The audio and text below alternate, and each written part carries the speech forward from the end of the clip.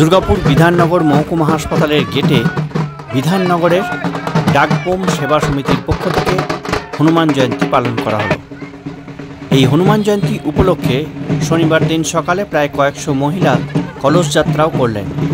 কলস যাত্রা শেষ হতেই পূজা অর্চনা ভজন এবং সংকীর্তন শুরু হয়ে যায়।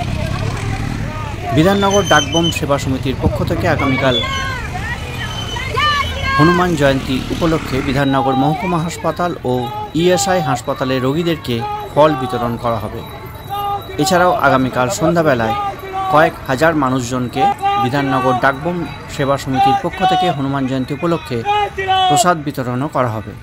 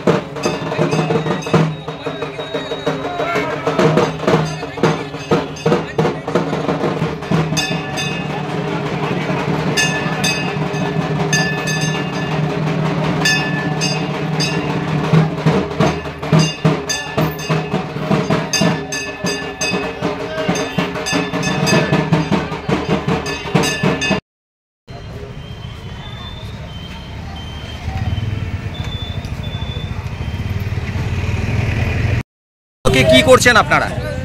এই মুহূর্তে আমাদের এখন কলস যাত্রা হলো, এরপরে আমাদের রামায়ণ পাঠ চালু হবে, তারপরে অখণ্ড কীর্তন চালু হবে, তারপরে আমাদের হবন চালু হবে।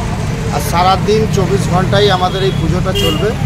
কালকে 10টার সময় পুজোটা বন্ধ হবে। তারপরে আমরা নরনারায়ণ সেবা করেছি 10,000 লোকের, যেটাতে লুচি, সবজি, পোলাও, আলুর দম আর বুনিয়া চাটনি আছে, তার পায়েস।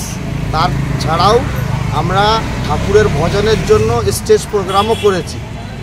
আমরা চাইছি সবাই মিলে আসুক, এই বজরংবলী উৎসবটাকে আমরা আরও বড় করে করতে চাইছি, সবাই মিলে যাতে আমরা করতে পারি। কতদিন ধরে করছেন? 13 বছর। আজকে আমরা সামনে চলে আমরা আজ 15 বছর থেকেই করছি। আজ 13 বছর থেকে আমাদের লোকের সাথ হাত পেয়ে আজকে আমরা অত দূর এগিয়েছি। আর আমরা চাইছি লোক আমাদের সাথে সবসময়ই থাকুক, যে আমরা এগিয়ে থাকি। আপনার নাম?